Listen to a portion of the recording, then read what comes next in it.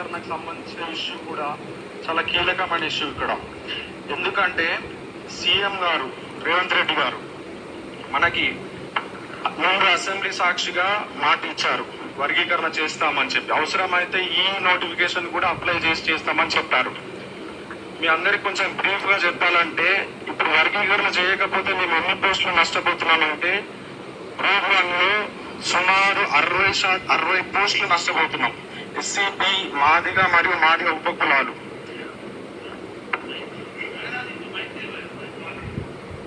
Group 2 లో SCB Madiga మరియు మాదిగ ఉపకులాలు 71 పోస్టులు కోల్పోతున్నాం. గ్రూప్ 3 లో 144 పోస్టులు కోల్పోతున్నాం. Extension officer పోస్టులలో 18 కోల్పోతున్నాం. అట్లాగే CDPO, hostel welfare officer, health department, ఇట్లా చూసుకుంటూ వెళ్తే దగ్గర వందల వేల పోస్టులు మాదిగ మరియు మాదిగ ఉపకులాలు కోల్పోతున్నాయి. సో దీనిపైన అందరి పార్టీలకి, అన్ని పౌర సంఘాలకి అవగాహన ఉంది. ఇక్కడ అయినప్పటికీ ఎవరు మరి ఎందుకు స్పందిస్తలేరో, ఎవరి ఒత్తిడి మేరకు పని చేస్తలేరో మాకు అర్థం అవ్వట్లేదు. ప్రస్తుత పరిస్థితుల్లో వర్గీకరణ చేయరాదు, చేస్తే లీగల్ బ్యాటిల్స్ వస్తాయని చెప్పి అందరు అంటున్నారు. కానీ చేస్తే ఎందుకు వస్తాయి? మీరు అది కోర్టు చూసుకుంటుంది. మీరైతే ఫస్ట్ చేయాలి. ప్రభుత్వం కానీ ఎవరైతే లీగల్ బ్యాటిల్స్ వస్తున్నాయని చెప్తున్నారో వాళ్ళందరూ ఫస్ట్ అప్లై చేసి చూడండి. కోర్టు చెప్తుంది కదా. మీరే ఎందుకు ముందు డిక్లేర్ చేస్తున్నారు? అప్లై చేస్తే లీగల్ ఇష్యూస్ వస్తాయి, లేకపోతే ఆ ఇష్యూ వస్తుంది, ఈ ఇష్యూ వస్తుందని. ఇప్పుడు ప్రభుత్వానికి కానీ ప్రభుత్వ పెద్ద సీఎం రేవంత్ రెడ్డి గారు కానీ మా కోరిక ఏంటంటే, ఎస్సీ మాదిగ మరియు మాదిగ ఉపకులాల తరఫు నుంచి వర్గీకరణ చేయడానికి ఎట్లాంటి అవకాశాలు ఉన్నాయో మేము చెప్తాం. ప్రభుత్వానికి మేము తీసుకెళ్తున్నాం. మీరు చేయండి దయచేసి. చేసి ఎస్సీ, బి మాదిగ మరియు మాదిగ ఉపకులాలకి, ఇక్కడ ఎస్సీలో దాదాపు 90% మాదిగ రిప్రజెంట్ చేస్తుంటే మీరు ఎందుకు దళితులకి న్యాయం చేయట్లేదు? చేసే మార్గాలు ఏంటంటే, ఒకటి, సీఎం గారు పూర్తి అవగాహనతోనే అసెంబ్లీలో స్టేట్మెంట్ ఇచ్చారు, అవసరమైతే ప్రత్యేక ఆర్డినెన్స్ ఇస్తా అని. ఆ వీడియో క్లిప్పింగ్ కూడా ఉంది, ప్రెస్ సోదరులందరికీ తెలుసు. అది ఆయన అన్న మాటని నిలబెట్టుకోవాలని, ఆయన పూర్తి అవగాహనతోనే మాట్లాడారని ఇక్కడ ఉన్న వాళ్ళందరికీ తెలుసు. అది చేయాలని మేము కోరుకుంటున్నాం. అదేవిధంగా AP SC rationalisation of reservation rules 2000 దాంట్లో క్లియర్ గా ఉంది ఏంటంటే, రెట్రోస్పెక్టివ్ గా అప్లై చేయొచ్చు వర్గీకరణని. అంటే ముందు వర్గీకరణతో నోటిఫికేషన్ లేకపోయినా వర్గీకరణతో నోటిఫికేషన్ మళ్ళీ అమలు చేసి భర్తీ చేయవచ్చు అనే రూల్స్ అక్కడ ఉన్నాయి 2000 సంవత్సరంలో. చంద్రబాబు నాయుడు ప్రభుత్వం తీసుకొచ్చింది. ఆ అవగాహన రేవంత్ రెడ్డి గారికి ఉంది కాబట్టే ఆ మాట అన్నారు. తర్వాత 3వ పాయింట్ వచ్చేసి చేసే విధానాలు చెప్తున్నాను నేను ఇక్కడ. 3వ పాయింట్ వచ్చేసి APSC rationalisation of reservation act 2000. దాని ప్రకారంగా కూడా నోటిఫికేషన్లో లేకపోయినా స్పెషల్ ఆర్డినెన్స్ ద్వారా కొత్తగా వర్గీకరణ జరిగింది కాబట్టి, సుప్రీంకోర్టు తీర్పు ఇచ్చింది కాబట్టి చేయొచ్చు. అది రేవంత్ రెడ్డి గారికి కూడా తెలుసు, ప్రభుత్వ పెద్దలందరికీ తెలుసు. తర్వాత ఇప్పుడున్న గ్రూప్ 1 2004లో వర్గీకరణతోని గ్రూప్ 1 నోటిఫికేషన్ ఇచ్చారు. కానీ వర్గీకరణను అదే క్రమంలో సుప్రీంకోర్టు కొట్టివేసింది. కాబట్టి ఫైనల్ రిజల్ట్ లో వర్గీకరణ లేకుండానే నియామకాలు చేశారు. అదే ఇప్పుడు వర్గీకరణ లేకుండానే నోటిఫికేషన్ వచ్చింది. మరి సుప్రీంకోర్టు ఇప్పుడు మధ్యలో ఇన్వాల్వ్ అయ్యి వర్గీకరణ అమలు చేయొచ్చు, రాష్ట్రానికి హక్కు ఉందని చెప్పి. మరి ఇప్పుడు ఫైనల్ అప్పుడు మీరు తీసేసినప్పుడు సుప్రీంకోర్టుని వంకాయ చూపెట్టి, మరి ఇప్పుడు ఫైనల్ రిజల్ట్ లో కూడా వర్గీకరణ వర్తింపజేయాలి కదా. అదొక అంశం. తర్వాత ఇంకోటి, క్రిమినల్ లా వర్సెస్ సివిల్ లా. ఇది సివిల్ లా ప్రకారం కొత్త చట్టాలను అమలు చేయడం వెనుకకి తీసుకెళ్లి చేయొచ్చు సివిల్ లా అయితే. క్రిమినల్ లాలో అయితే ఈ రోజు చట్టం అమల్లో ఉంటే ఆ రోజు నుంచే వర్తింపజేస్తుంది. సివిల్ లా ప్రకారం అయితే వెనుక నుంచి కూడా ఈ రోజు జరిగింది కానీ వెనుక నుంచి బ్యాక్ డేట్ నుంచి కూడా రెట్రోస్పెక్టివ్ గా అప్లై చేసుకుంటూ రావచ్చు. అదొక అంశం. తర్వాత ఇంకొక మార్గం ఏంటంటే, ప్రస్తుత గ్రూప్ 1 నోటిఫికేషన్ లోనే పారా నెంబర్ 18 దాని ప్రకారం టీజీపీఎస్సీ ఒక స్వతంత్ర సంస్థ, రాజ్యాంగబద్ధ సంస్థ కాబట్టి అది రూల్స్ ని చేసుకొని ఎస్సీ వర్గీకరణ వర్తింపజేసి నియామకాలు చేయవచ్చు. అది కమిషన్ కి ఆ డిస్క్రిషనరీ పవర్ ఉంది. అది ప్రభుత్వం ముందుకు తీసుకెళ్తే ఖచ్చితంగా కమిషన్ కూడా చేయడానికి వీలు ఉంటుంది. మొత్తంగా ఇక్కడ ఏ విధంగా చేయవస్తుంది అంటే, సీఎం గారు ఒకటి ప్రత్యేక ఆర్డినెన్స్ ద్వారా వర్గీకరణ అమలు చేయవచ్చు ఆయన ఇచ్చిన మాట ప్రకారంగానే. తర్వాత ఏపీ రేషనలైజేషన్ ఆఫ్ రూల్స్ ప్రకారంగా కూడా చేయవచ్చు. 2004లో కూడా ఇట్లాంటి సమస్య ఎదురైతే అప్పుడు కూడా చేశారు ప్రభుత్వం. తర్వాత ఫైనల్ ఇప్పుడు కమిషన్ కూడా తన అధికారాలను ఉపయోగించి చేయవచ్చు. ఇంకా మీకు మాదిగలు మరియు మాదిగ ఉపకులాల సమస్యలు మీకు ప్రెస్ మిత్రులకు కానీ సభ్య సమాజానికి కానీ ఇక్కడ పౌర హక్కుల వాళ్ళకి కానీ తెలియదంటూ ఏది లేదు. ఇది సార్ మా చెప్పాలనుకున్నది. తర్వాత అశోక్ సార్ మాట్లాడతారు. అశోక్ సార్ గారు మాట్లాడతారు. వేదిక మీద ఉన్నటువంటి విఠలన్న, పృథ్వీ అన్న, అలాగే గంగాధర్, అలాగే మన ఎస్సీ వర్గీకరణ కోసం ప్రయత్నం చేస్తున్నటువంటి విద్యార్థి మిత్రులు, అలాగే మీడియా మిత్రులు, ఇవాళ గ్రూప్ 1 యొక్క వివాదం రాష్ట్రాన్ని కుదిపేస్తూ ఉన్నది. దేశ చరిత్రలోనే తెలంగాణలో 563 ఉద్యోగాలతో అతిపెద్ద భారీ నోటిఫికేషన్ గత గవర్నమెంట్ జారీ చేసినటువంటి నోటిఫికేషన్. 503 ఉద్యోగాలు వాళ్ళు జారీ చేస్తే వీళ్ళకు 60 పోస్టులు కలిపి 563 చేశారు. కానీ దేశ చరిత్రలోనే మొట్టమొదటిసారిగా 3 సార్ల ఫిలిమ్స్ రాసినటువంటి అంశం. ఎన్నో వివాదాలు. ఒక్క బయోమెట్రిక్ ధృవీకరణ నేపథ్యంలో మాదిగ కమ్యూనిటీ దాని ఉపకులాల వాళ్ళు కూడా ప్రధానంగా డిమాండ్ చేస్తున్నారు. ఇప్పుడున్న నోటిఫికేషన్లు ఇంకా ఉద్యోగాలు ఇవ్వని ఒక నోటిఫికేషన్లలో మా ఎస్సీ వర్గీకరణ అమలు చేస్తే మాకు అట్లీస్ట్ ఒక 600 మంది కుటుంబాలు బాగుపడతాయి, తక్షణం అమలు చేయాలని వాళ్ళు కూడా డిమాండ్ చేస్తూ ఉన్నారు. వాళ్ళకి సంపూర్ణ మద్దతు తెలుపుతా ఉన్నా. ఎందుకంటే తీర్పు వచ్చిన రోజే కనీసం ఒక గంట కూడా టైం తీసుకున్నాడు ముఖ్యమంత్రి. మరి ఆయన అవగాహన ఉండి మాట్లాడిండా, మరి అవగాహన లేక మాట్లాడిండా, మరి అవగాహన ఉన్నదని మనం అనుకుందాం. మరి అవగాహన ఉంటే ఏమన్నాడంటే అవసరమైతే ఆర్డినెన్స్ జారీ చేసైనా ఎమ్మటే ఎస్సీ వర్గీకరణ ఉన్న ఉద్యోగాలన్నిటికీ ఇంప్లిమెంట్ చేస్తామని చెప్పిండు. మరి ఆయన చెప్పిన మాటని ఆయనే మర్చిపోతే ఎట్లా? కాబట్టి వాళ్ళ రెడీ అవుతున్నటువంటి గ్రూప్ 1, గ్రూప్ 2, గ్రూప్ 3 అలాగే మరికొన్ని ఉద్యోగాలు 661 ఉద్యోగాలు ఇప్పుడు ఎస్సీ వర్గీకరణకు రాబోతున్నాయి. అది అమలు చేసిన తర్వాత చేయాలని మందకృష్ణ మాదిగ అలాగే మాదిగ జాతి బిడ్డలంతా అనుబంధ కులాల వాళ్ళు మాలాంటి వాళ్ళందరూ కూడా మద్దతు తెలిపి ఇమీడియట్ గా అమలు చేయాలని మేము డిమాండ్ చేస్తా ఉన్నాం. ఇవాళ దేశ చరిత్రలో ఎక్కడ కూడా 44% మంది ఓసీలు సెలెక్ట్ అయ్యారంటే కాల. ఈ గ్రూప్ 1లో ఎస్సీలు ఎంతమంది అంటే 3% మంది టాప్ 100 ఉన్న వాళ్ళు. నా పేరు రఘుపతి. నేను గ్రూప్ 1 రాశాను. అయితే మేము గత 3-4 సంవత్సరాల నుండి గ్రూప్ 1 ప్రిపేర్ అవుతున్నాము. 3 సార్లు ప్రిలిమ్స్ రాసాము.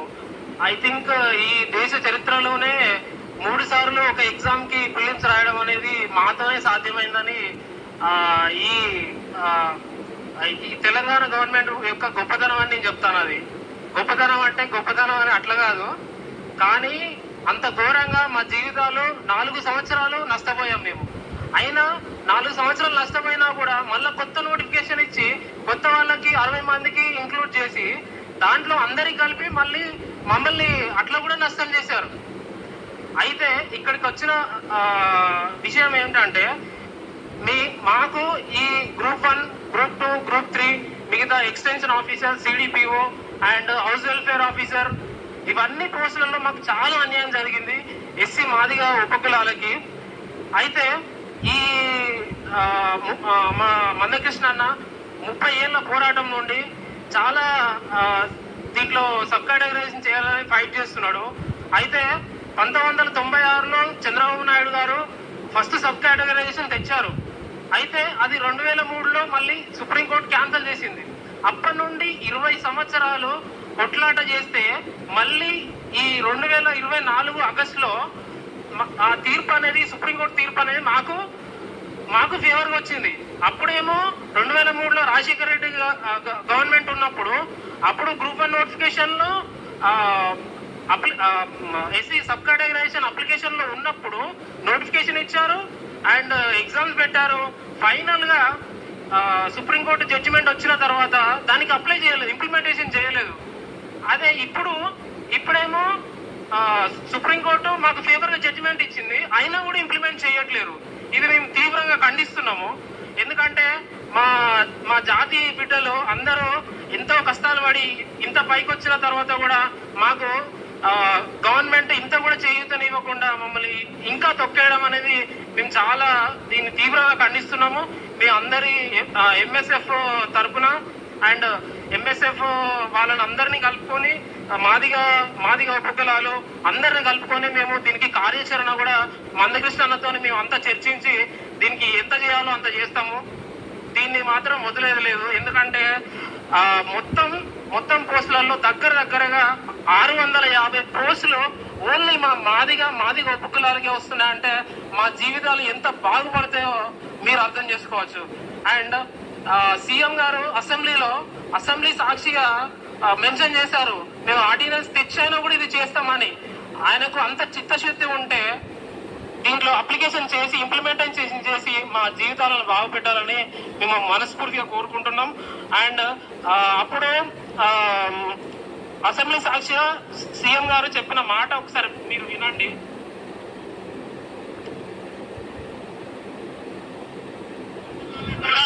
వర్గీకరణను అమలు చేయడానికి తీసుకొచ్చి మాదిగ సోదరం ముందు బాగానే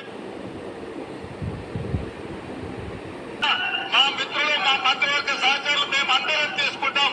అవసరమైతే ఇప్పుడు ఇచ్చిన ఉద్యోగ నోటిఫికేషన్లలో కూడా వర్గీకరణను అమలు చేయడానికి అవసరమైతే ఆర్డినెన్స్ తీసుకొచ్చి మాదిగ సోదరులకు న్యాయం చేసే బాధ్యత మేము తీసుకుంటాము.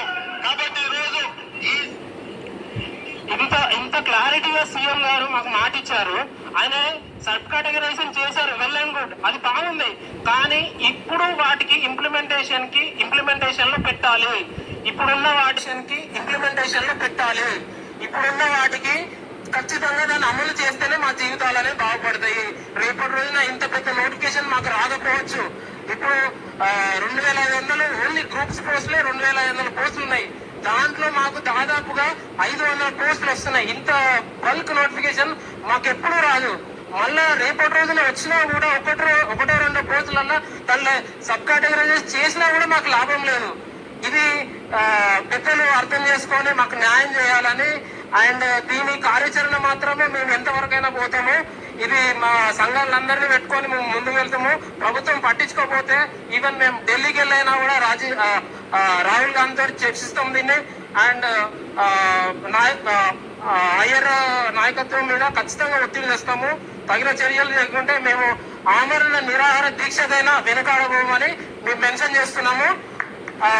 గవర్నమెంట్ కూడా హెచ్చరిస్తున్నాము. Thank you. సుప్రీంకోర్టు జడ్జి ఏమని చెప్తారంటే ఈ 563 పోస్టుల కోసం ఇంత కంగారు ఎందుకు పడతారు, నెక్స్ట్ ఎగ్జామ్ వస్తుంది కదా, నెక్స్ట్ నోటిఫికేషన్ కి ప్రిపేర్ కాండి, ఆల్ ది బెస్ట్ అంటాడు. ఇవాళ ఒకే పరీక్షకి 2 హాల్ టికెట్లు ఎందుకు ఉన్నాయి, వెబ్ నోట్ ఎందుకు పెట్టారు, ఎందుకు తీసేసిర్రు? మెయిన్స్ ఓఎంఆర్ షీట్ మీద అభ్యర్థి పేరు, అభ్యర్థి కులము, అభ్యర్థి డేట్ ఆఫ్ బర్త్, అభ్యర్థి పెళ్లి చూపులా మీరు? యూపీఏ బాబు 50 మెంబర్స్ స్టూడెంట్లు పంపించారు. డీటెయిల్స్ తెలంగాణ క్రాంతి దళ రాష్ట్ర అధ్యక్షులతో మాట్లాడతారు. మా నిరుద్యోగులందరూ మీ మీద ఈ బాధ్యత పెడుతున్నారు. ప్రజన్న గారు ఇప్పుడు మాట్లాడాలి.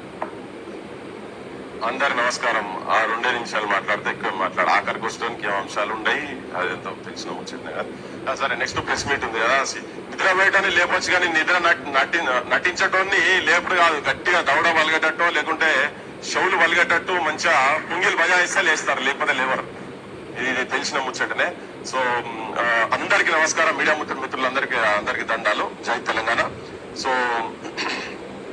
నేను ఎక్కువసేపు 2-3 అంశాలు, ఆత్మహత్యలు జరుగుతున్నాయి, మళ్ళా బయటకు వస్తలేవు.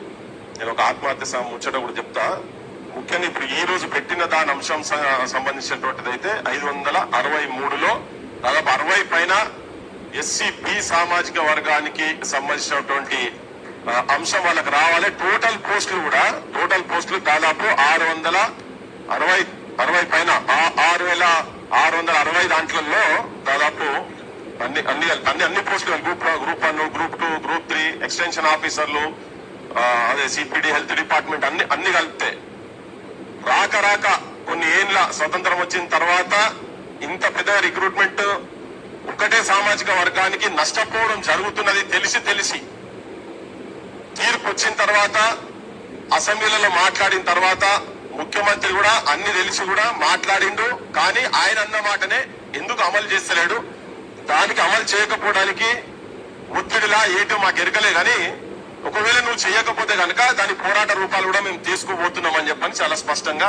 ఎంఆర్పిఎస్ తరఫు నుంచి కావచ్చు, మాదిగ స్టూడెంట్ ఫెడరేషన్ కావచ్చు, మాదిగ ఎంప్లాయీస్ ఫెడరేషన్ నుంచి కావచ్చు, వాళ్ళందరి తరఫుకెళ్ళి కూడా బయట ఆర్గనైజేషన్స్ గా, ప్రజా సంఘాలుగా మేమంతా కూడా వాళ్ళకు తోడుగా ఉంటాం. చాలా సమాచారం ఇప్పటికే కింది దాకా పోయింది. ఒక చిన్న నేను విషయం ఇక్కడ కాంగ్రెస్ మీటింగ్ లో నేను చెప్పేది, కాంగ్రెస్ మీటింగ్ లో రాహుల్ గాంధీ, ఇప్పుడు నాకు ఆంధ్రప్రదేశ్ మన తెలంగాణ చూస్తే అది నిజమే అనిపిస్తుంది. ఆయన అంటుండంటే చెయ్యోళ్ళంతా చేతిలో పువ్వులు పట్టుకున్నాడు కాదు, చెవుల పువ్వులు పెడుతున్నారు. జనానికి నిరుద్యోగులకు చెవుల పువ్వులు పెడుతున్నారు. ఈ చెవుల పువ్వులు పెట్టోళ్ళు, చేతి గుర్తోళ్ళు చెవుల పువ్వులు పెట్టుకుంటా కార్లలో తిరిగి మనకు బాయ్ బాయ్ హాయ్ హాయ్ చెప్తున్నారు. చూడండి, అర్థం చేసుకోండి. కార్లలో తిరుగుకుంటా నిరుద్యోగులకు వీళ్ళంతా అందరూ ఒకటే, వీళ్ళు మొత్తం ఈ రాజకీయ పార్టీలు వీళ్ళు ఉన్నటువంటి వాళ్ళు మొత్తం దీనికి సంబంధించిన అంశానికి అందరూ ఒకటే. ఈ 60 పైన ఉన్నటువంటి ఎస్సీ వర్గీకరణ తర్వాతనే, ఆర్డినెన్స్ వచ్చిన తర్వాతనే చేస్తా అన్న ముఖ్యమంత్రిని ఎవరు, ఏ రాజకీయ పార్టీ వాళ్ళు ఎందుకు అడుగుతలేరు? బయట నీ పొక్కలు చెప్తాం, నువ్వు ఏ రోడ్ దునికినవో ఎరికే, నువ్వు ఏ నంబర్ లో ఏ కార్ లో ఎప్పుడు పోయినావో ఎరికే, బ్లాక్ కారా వైట్ కారా అని ఇవన్నీ మాటలు మాట్లాడేది నీ తీరుతుంది. కానీ ఈ నిరుద్యోగులకు సంబంధించిన అంశాల గురించి మాత్రం మాట్లాడతారు. ఇక ఆత్మహత్య గురించి ఒకటి చెప్తా నేను మీకు, అంటే జరుగుతున్న ఆత్మహత్యలు అందరికీ నేను నిరుద్యోగులకు మొత్తం చెప్పేది ఏంటంటే, డూ ఆర్ డై అంటారు కదా, డూ ఆర్ డై కాదు, let us do before we die. నాకు మొన్న ఒక 3 రోజుల కింద ఒక నిరుద్యోగ యువతి పోయింది, ఢిల్లీకి పోయి నాకు రాత్రి 2:30-3 గంటలకు ఒక మెసేజ్ పెట్టింది. అన్నా, నా లైఫ్ లో మొట్టమొదటిసారి నేను మా పేరెంట్స్ వదిలిపెట్టిపోతున్నా, మా అమ్మ నేను వదిలిపెట్టిపోతున్నా. ఒక లంబాడోళ్ళ చెల్లె పోయింది, నాకు మెసేజ్ పెట్టింది, మీకు కావాలంటే చూడండి మీరు. అన్నా, ఇన్ని రోజుల వరకు ఎప్పుడు కూడా మా ఇంట్లో వదిలిపెట్టలే. మా నాన్న వచ్చి నువ్వు బో బిడ్డ అని చెప్పి మహబూబ్నగర్ రైల్వే స్టేషన్ లో ఆగి పంపిస్తుంటే దుఃఖం వచ్చిందన్నా, ఏడ్చుకుంటూ పోతున్నా, నాకు ధైర్యం కావాలని. Going get stuff tough get going అని చెప్పాను. ఇటువంటి వాళ్ళు ఉన్నారు కాబట్టి ఇంకా తెలంగాణ ఈ మట్టిలో అటువంటి గుణం ఉన్నది. నువ్వు కొట్లాడని ఎన్నడూ పోలే, ఇడిచిపెట్టి పోలే అన్నాను. పోయిందాడ కొట్లాడితే ఏం చేయాలి అర్థమైతలేదు. ఇక్కడ ఎవరు స్పందిస్తలేరు. ఎందుకంటే కేసులు పెట్టి అదే చెల్లె నాకు ఒక ఇన్సిడెంట్ చెప్పింది, నేను చూపిస్తాను. రాత్రి నాగేష్ కూడా ఉండే, మనం నగర్ దగ్గర తెలంగాణ కూర్చున్నప్పుడు ఒక చెల్లె ఆడ కూర్చొని చాలా నినాదాలు ఇస్తుండే, స్లోగన్స్ ఇస్తుండే. ఎందుకు బయటకు వస్తలేరు అని చెప్పేటందుకు చెప్తున్నా నేను. స్లోగన్స్ ఇస్తుంటే అమ్మాయి ఏంటంటే ఇంట్లో మీద డిపెండ్ కాకుండా ఇక్కడికి వచ్చి చిన్న నౌకరీ చేసుకుంటా సివిల్స్ ప్రిపేర్ అవుతామని చెప్పి ప్రిపేర్ అవుతా ఉండే. ప్రిపేర్ అవుతున్న క్రమంలో ఆ నౌకరీ దగ్గరికి ఆ ఫోటో లేదు ఆమె అందరి ఇస్తుంటే కలెక్షన్ చేస్తుంటే, ఇంత ముందు చెప్పింది కదా 50-100 అందరి దగ్గర వసూలు చేసుకుంటున్నాం అని చెప్పండి. వాళ్ళు ఒక 500 రూపాయలు అమ్మాయి ఇస్తుంటే ఆ విజువల్ మొత్తం సోషల్ మీడియాలో మొత్తం వస్తే ఆ విజువల్ ను పట్టుకొని అమ్మాయి ఆ రాత్రి తెలంగాణ అక్కడ ఉండి దారుణాలో కూర్చుంటే, అశోక్ నగర్ దారుణాలో కూర్చుంటే పోలీసు వాళ్ళు వెంబడబడి ఆమె ఆఫీస్ దగ్గర పోయి, ఆ చెల్లె ఆఫీస్ దగ్గర పోయి 3-4 సార్లు పోతుంటే, సార్ మీరు ఇక్కడికి రాకండి, ఇట్లా దయచేసి నా నౌకరు పోతుంది అంటుంటే, వీళ్ళు జాబ్ పెట్టిన వాళ్ళు వాళ్ళ ఇంట్లో ఫోన్ చేసిండ్రు, మీ బిడ్డ దగ్గరికి పోలీసు వాళ్ళు వస్తున్నారని. మరి నేను చేసిన ద్రోహం ఏంది, నేను చేసిన తప్పేందనంటే ఆ ధర్నాలో కూర్చొని ఉన్నది ఏంది, ముఖ్యమంత్రి చెప్పినటువంటి ప్రామిసులు అమలు చేయమన్నటువంటి ధారణాలు కూర్చుంటందుకు ఇది చెప్పేది నేను. అయ్యింది, ఆ అమ్మాయిని ఇంట్లోకెళ్ళి బయటికి రానియలేదు. నీ నౌకరొద్దు, నీ చదువుతూ పాడొద్దు, నీకు పెళ్లి చేస్తామని ఇంట్లో కూర్చోబెట్టిండ్రు. ఒక 15 రోజుల కింద అనుకుంటా, 15-20 రోజుల కింద ఆ పిల్ల ఇప్పుడు నాకు ఢిల్లీ పోయిన చెల్లెతో మాట్లాడుకుంటే చెప్పిందట, మీ తల్లిదండ్రులు మిమ్మల్ని ఎంకరేజ్ చేస్తున్నారు, మా ఇంట్లో నన్ను ఇంట్లోకెళ్ళి రాణిస్తలేరు, నీ పరీక్షలు వద్దు, నీ నౌకరు వద్దు, అది అని చెప్పని అంటున్నారు. నాకు ఏం చేయాలో అర్థమైతలేదని మానసికంగా ఇబ్బంది పడి మీ అందరికి చెప్తున్నా ఏంటంటే ఆత్మహత్య చేసుకుని చనిపోయింది. ఇలా ఎన్ని క్వశ్చన్లు అండి, పుంకాను